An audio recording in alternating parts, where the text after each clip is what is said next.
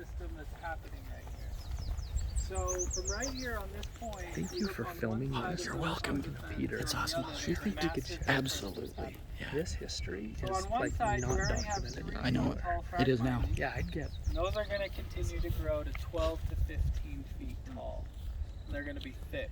And nobody's going to walk through it. On the other side of the fence, you see that there is not one phragmite or one fence or one green piece of leaf that's growing. Because cows come as a natural mower. There's 20 cows that are in here. The other thing that I would point out is you don't even see the cows. Yeah. Most people don't even know they're there. So they're on this side. They're on this side of the fence. So if you look in here, if you notice right here, if you look down this side, even if you look down this fence, you'll notice, hey, I've got a foot tall grass. Now this is getting mowed by the golf course. But on this side, it's just short green grass. So our biologist comes here and they help us understand what is eco, what level of grass is a natural habitat that will bring in foxes, that'll bring in pheasants, that'll bring in quail, that is, you don't want too much, you don't want overgrazing, but you don't want under. So this is the first segment, and there'll be 9 segments. And this is blocked off right now because we don't have the next segment. But this is a pedestrian entrance. And at every corner, throughout the entire property, there's a pedestrian entrance like this, that everyone will be able to walk through the 1,000-acre park. They just walk through it. Now, you guys, when you go to Payson Lakes, you probably don't even know that there's cows there when you go and picnic. But there are. You don't see them when you go up American Fork Canyon. That whole thing is grazed. There's thousands of cows up American Fork Canyon. Nobody knows that they're there. The next time you go through American Fork Canyon, and you go over that cattle, you're going to go over a metal cattle grate. You're going to go, well, wait, why is this here? Like, there's no cows here. I mean, they should have taken this out years ago. Well, they can't because it's grazed, right? And every lake in the state of Utah has one. And so they're not going to, you know, if we were to put up a picnic table right there, people wouldn't go, let's say we put up a picnic table in this in about a month with 12 foot tall. They would go, I would never use this.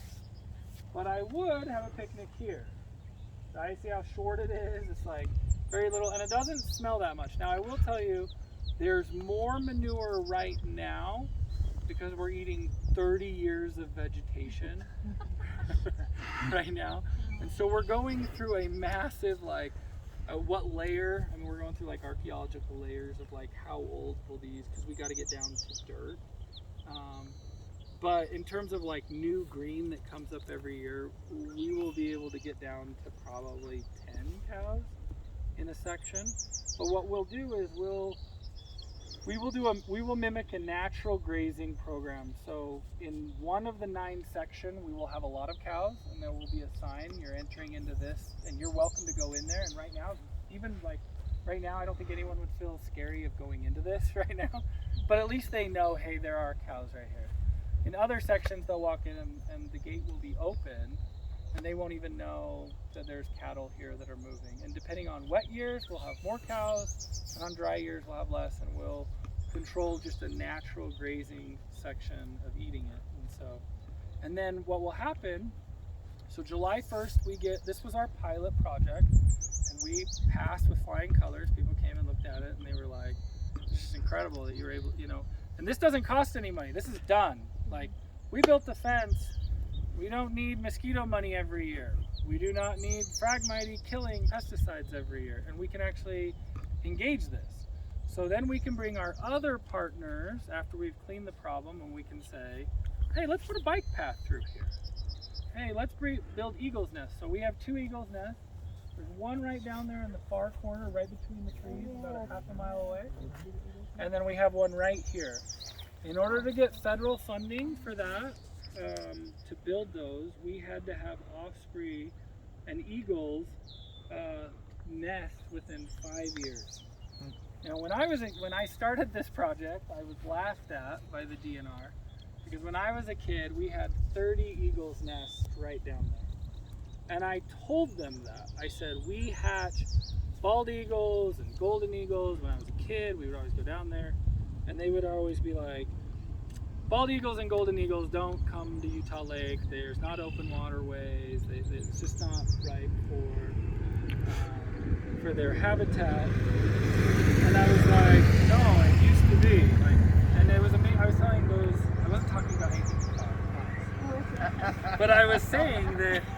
I was saying that.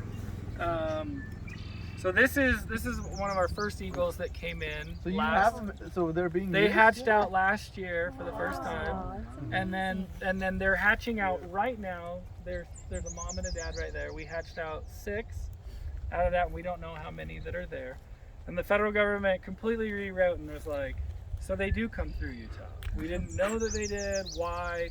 And I helped them understand the water and the spring sources that are there that they can fish because it doesn't freeze over.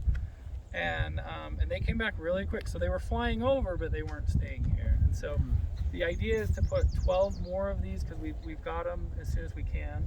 And so July 1st, what happens July 1st? So July 1st, we will go from one zone right here, and we will go all the way down to where we were there. And we'll put 4 different zones, and then we will finish the bike path from Vineyard to Orem. And then we will go back to the legislature for the phase 2, which is from Orem to Provo. And then we'll go Provo to Springville, and we'll just quickly solve it. So then go this path is happening this summer. Yeah, it's already been paid for. It's already architecture. Obviously, it's out here somewhere. So a lot of you guys don't know this. I'm really excited about this. Utah Lake has a beach, and it's fantastic. And there's a lot of sand. Yeah. There's a lot of sand. In fact, I will take whoever wants to go see it in my truck. I'll drive down there right now and show it to you. But it's about 80 yards wide and to as small as 25 yards wide. Now, why there is a beach, because we've had meetings about this, had to learn the history. Wind naturally, just like it is right now, naturally goes from west to east.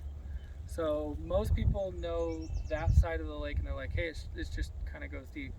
Well, the wind goes this way and we have a lot of violent winds, and so it beats up over millions of years. It just so happens it's under Phragmites right now. So once we ate it clean and knocked it down, we brought the parks. So the cows go clear out there? Yeah. Yeah, we're right down there. And so I can show you where the path is. So the golf course in Orem, they've had one person die on the golf course by getting hit by a ball. Obviously last year they had that accident. There was a girl. So they were very cautious of like, we do not want the path on the border. So the path actually goes out on the beach, and then it goes all the way to right where we were, and then it cuts back up to the parking lot. And so I'm a steward, right? I'm a negotiator, and I negotiate on behalf of the citizens. So when I go get money, I go and say, we want this. If we're gonna turn over this property happens to be my dad's, uncles, we should get some government money to make it nice. So we should be able to get a bike path through it. We should be able to get eagle's nests through it. We should be able to have it so that we can pass it on to future generations. And so part of it was going to the cities and requiring them, and I know this sounds mean, but parking space, and saying, hey, you need, if we're gonna have a trailhead to you, you need to have the capacity for future growth so that people can come and engage it. Vineyard didn't have a lot of parking left. So it was like, hey, state, we've got to get parking because people are going to want to come here. Same thing with the Orem and Provo and every other city, and then also negotiating and saying, you have to build a bathroom facility. You have to build an entryway. You need to make it nice. And so I've been the one that's like, you're just not getting this for free. You have to build the infrastructure so that when you get off the path at that particular city, it's a transit route, you know, and that's why UTA and the Department of Transportation have come together with funds as well to say, you're right, we need to build the infrastructure for the bike path. And the other thing is going after other money, which is if we do connect Provo to Saratoga Springs, which will only be in a couple years, Utah will hold the largest non-continuous bike path without a stoplight in the United States. And so, because it connects all the way to the Great Salt Lake. To the Jordan River Park. yeah, Scout trip. and it'll go through that. And so to run a marathon, to run an Ironman, they would never have to shut down a city. Yeah. They just, this is where it starts, this is where it stops. We don't have to have policemen stopping it. And so that was a big ticker to the legislature when I met with the governor, was like, you don't understand, we've got to get Provo to Saratoga Springs. We have to get that. And we've got to work with these landowners to be willing to donate the property or meet with them and say, hey, why is it that you wouldn't want to be involved in this? You know, before you sell, many of them own wetland property and many of them own upland property. And so just helping them understand, hey, we can give you this money, because usually developers have to pay for upgrades, right? And that's great. We love. There are some developers that come to us and they're saying, "Wow, we would love to design something connected to this, right?" And they can do that on their end. We're not into the development side. Like we don't take money for anything like that. Walkara Way is just set up to gather up all of the highland and wetland properties and to organize all of the government entities' approach to making sure that it's a master plan from beginning to end. So obviously you're going to put the walkway or the pathway as close to the water because the cows are never going to have access Right. to the lakefront. No, they do. There'll be a fence there. No, just like Payson Lake, when you walk up to the So lake, are there going the to be lake is cattle all the way around. guards then on the bike path? Yes, there. Okay, so that'll prevent. When they come onto the property, Oh, just how like exciting! yeah. That's wonderful. So it'll be open and nice. For our pilot area, we did put a fence on that side because the pilot area we didn't have the whole section, but we will rip. It's just a temporary, just to prove it. And it was funny because the biologist came out here and Utah State, they come down here once a week and they look at how well we're doing, more cows, less cows. And we're hoping that in the future we can change the type of cows because, I mean, it's fun to have Jersey cows. I guess that's fine.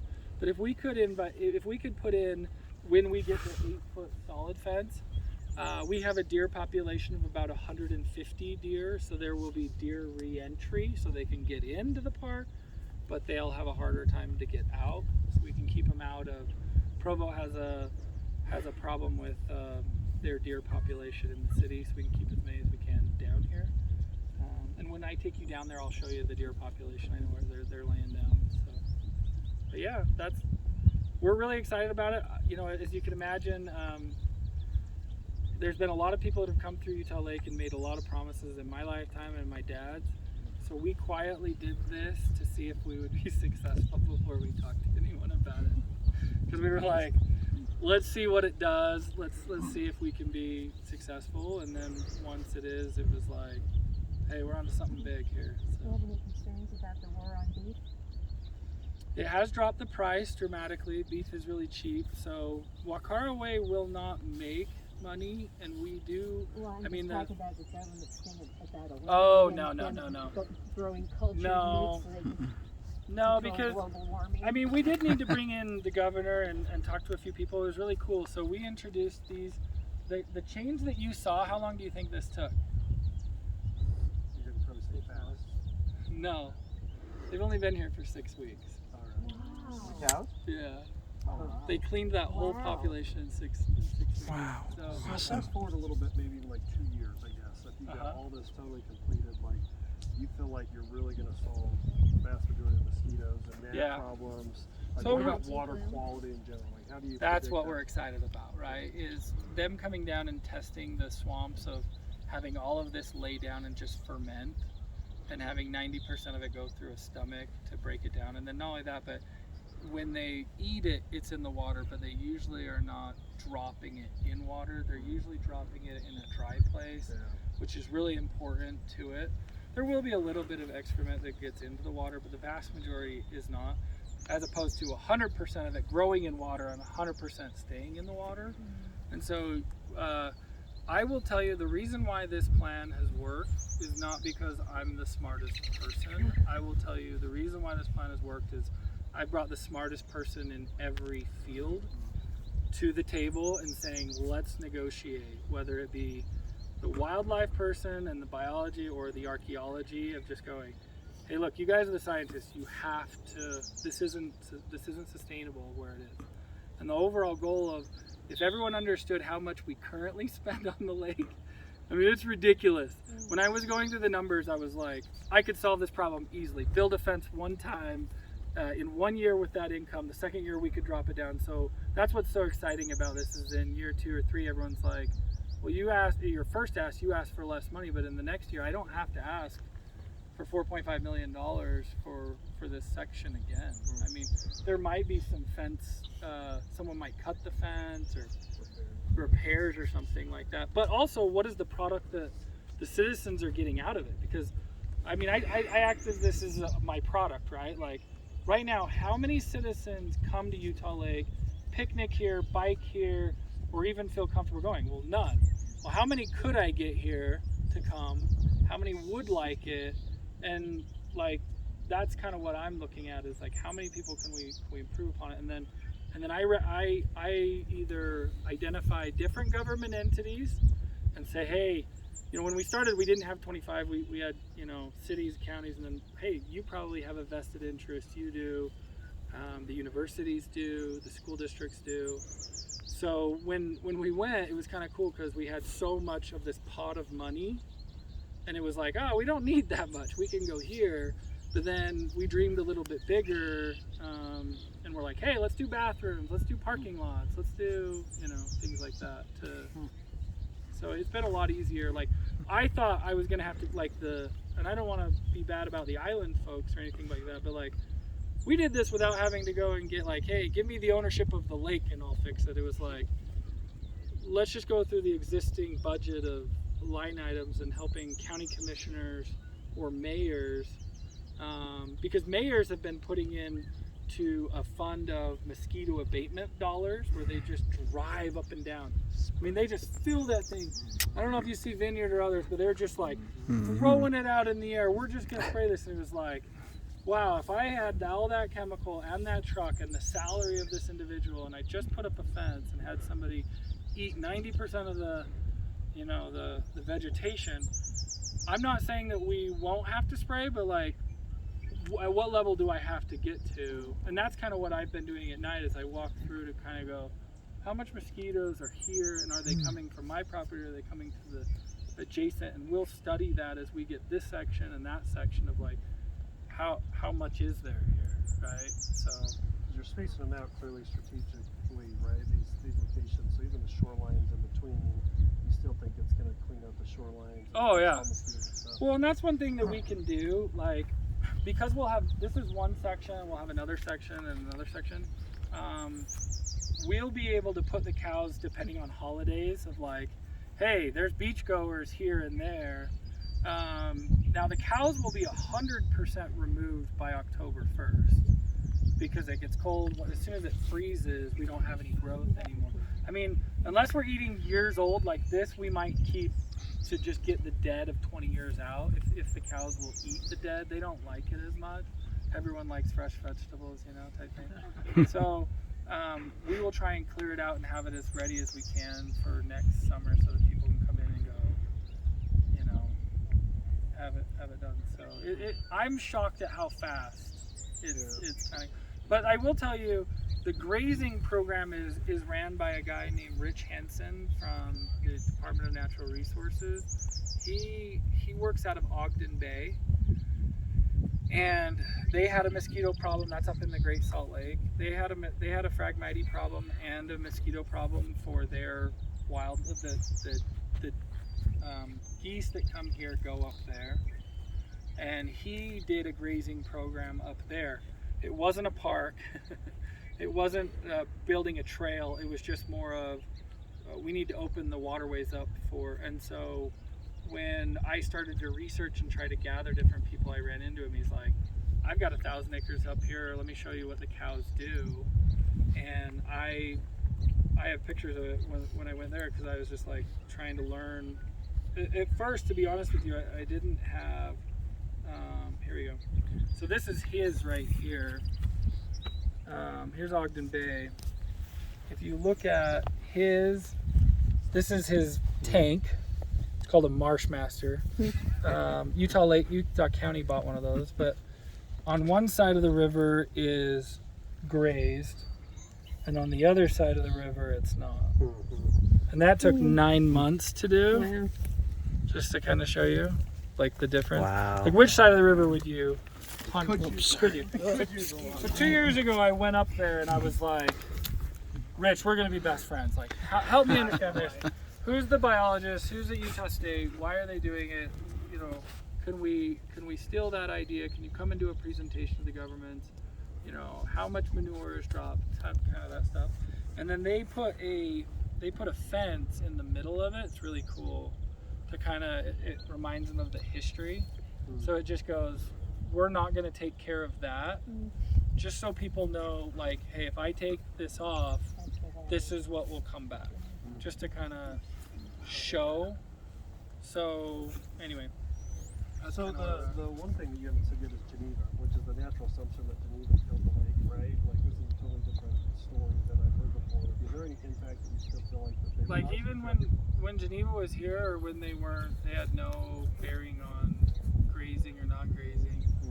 You know, Geneva, I have kind of a weird history. Obviously, I'm a Holdaway. We created a city. Our family did. I don't know if you know the history of Vineyard. 8 of my uncles and my grandfather got together with Geneva with 10 houses, and they built the city of Vineyard in 81. And they got out of the city of Oro. Anyway, long story. But Geneva is so far north. Now they do have a small section where their settling ponds are. I don't know if, you know, each city that we've